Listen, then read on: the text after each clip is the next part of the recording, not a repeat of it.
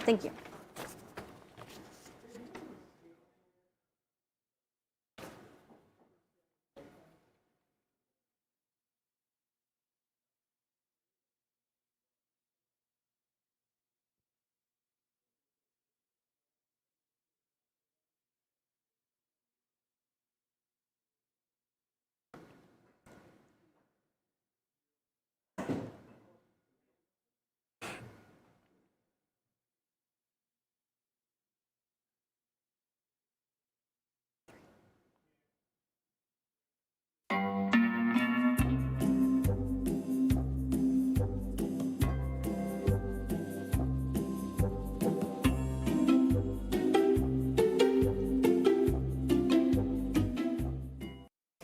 Hey everyone, welcome to my Furcast. I'm Ellie Beatty, and this week I have a lot of fun things for you. We're going to talk chickens. We're going to talk hippos.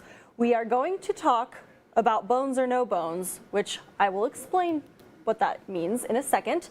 But first, I would like to show you a little story about my photographer and I, Nick Swan, going out to the valley. And this is not only the news you can use to make yourself feel better, but it is also the news you can use if you own chickens in Alaska or if you want to own chickens in Alaska. Take a look. So it's almost November. The snow is starting to come down. We're out in Palmer today, and I thought that it would be the perfect opportunity to show you guys how to winterize a chicken coop. So this is Isaac, and this is Isaac's chicken coop, and Isaac is going to tell us all about taking care of chickens in the winter time and how he prepares for the winter. Well, this is our third chicken coop. The first one was a plastic shed out in the field that blew apart on a windstorm on a winter night a couple of Januaries ago. And so we ended up with this little chicken coop over here. Was a neighbor was selling, and we emergency got the chickens in there. And now our flock is growing and it's gotten way too small for all the chickens. And so we recently acquired this from some friends who were moving out of town. So what is the difference between having a chicken coop in the summertime and in the wintertime? They're pretty self-motivating animals. They don't take a lot of specialized care. They do very well in all seasons. They definitely don't like snow. As soon as the snow gets much past the tops of their feet, they try to stay out of it. Unless they're Helen. Well, even Helen, she sleeps in the doghouse. So this is Helen. Chickens usually aren't this sweet, and it's funny how we didn't even raise her, and she's just so sweet. She does not like being with the other chickens, and she does not get along. She thinks she's a rooster. Can I hold Helen? Sure. Come here, Helen. Oh my goodness. Hey, baby.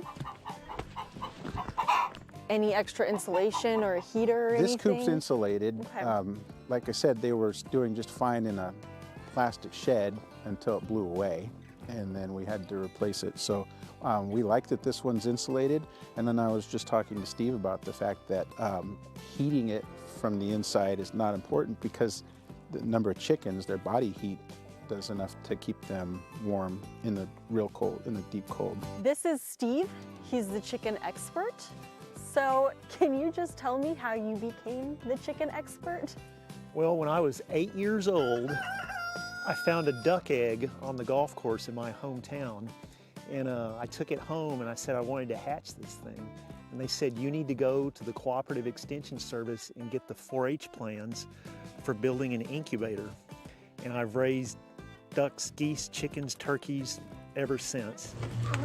As I made my way around Alaska, I discovered that so many chickens were missing toes because of the extreme cold. And so I decided to do something about it. And I created a program called Chicken University, where we would teach people how to raise chickens humanely in cold temperatures. First of all, what's the trick to keeping the chicken toes on? The biggest thing of all is chickens, being jungle birds, normally they want to wrap their toes around a tree limb. Well, in Alaska, when they do that, their toe is exposed to the cold, okay, and they get frostbite. This is the access to this whole, the whole operation. So the biggest trick of all is to put a flat board in their coop so that their toes spread out, and when they lay down, their breasts keep their toes warm. The other thing is to have an insulated coop. This coop right here, the walls and especially the roof are very well insulated, and he doesn't have to provide any heat to this coop because the chickens, when they perch in there at night, keep themselves warm. This has ventilation windows that could, because another factor that a lot of people don't think of is the circulation. It's well ventilated, so one of the things you watch for in the wintertime is for ice crystals to build up on the walls. And when you see that, you want to ventilate it more so that there are no ice crystals building up. And then insulation is the really important part. I want to own chickens someday, and it's just so crazy to me that in Alaska, when there's like 4 feet of snow, people can have a functioning chicken coop. So I would just like to take a second to talk about this chicken named Helen, because she is the craziest, coolest bird that I have personally ever met. So I was talking to Steve about doing this story, and he said, yeah, when you get to Isaac's house, just make sure you meet Helen. And I was like, okay, noted, Helen. So we get to the house, Nick is setting up his camera and all that, and somebody goes, oh look, it's Helen. And we just see this like bird just like walking through the snow at us, coming out of the woods. And I was like, this bird isn't even in the coop, like what's happening? And then they explained Helen doesn't get along with everybody, and Helen literally lives in her doghouse. She protects the property, she chases some dogs away. It's basically like we didn't know it, but this is Helen's world and we're all just living in it. So now you know.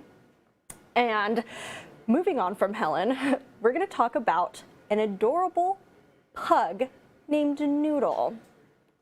Oh my gosh, there are bones today. Okay, all right, you know what that means. Treat yourself today. So this is a Noodle. He has become famous on TikTok because every morning when his owner tries to wake him up, he says, do we have bones today or do we have no bones today? Check this out. That's a no bones right there. He wasn't feeling it. So when Noodle has no bones, that just pretty much means he wakes up, he's done for the day, checked out, nothing's gonna happen, and we should all probably take a lesson or two from Noodle. Like if you wake up in the morning and you just don't feel like doing it, it's a no bones kind of day. But sometimes it's a bones kind of day, and when that happens, you gotta jump on that horse. You have to be productive because there's no telling when your bones are gonna go away. So far, Noodle has over 200 million viewers that love him and adore him on TikTok, and who wouldn't? I mean, look at that face. It's even on a pillow. I love it. So, you know, the lessons that Noodle the Pug can teach us. Who knew?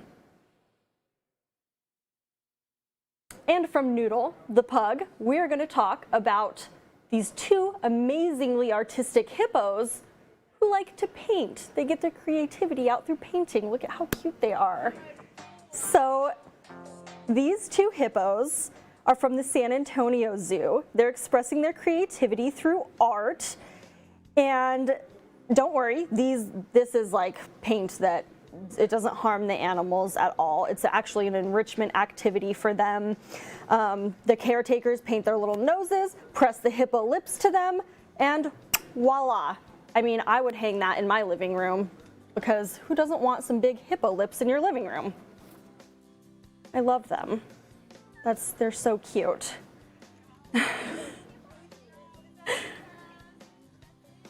Okay, I really would hang that in my living room. I love hippos. Although this is really impressive because the hippos seem to be really chill about the fact that they're getting their lips painted with paint and doing this, because I've heard that hippos can actually be pretty aggressive. So these hippos seem really nice. And we are about a week and a couple days away from Halloween, which means you have a week and a couple days to figure out how you're gonna dress your pet up and upset them and dress your pet up. So here's a list. These are the top 5 Halloween costumes this year. Number 1, we have a pumpkin.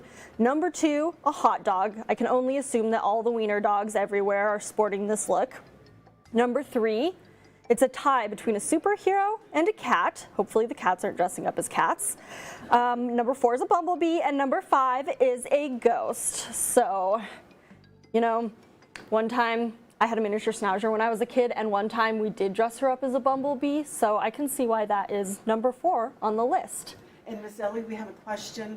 People would like to know how to contact the chicken guy from the Cooperative Extension. Okay, so contacting the chicken guy.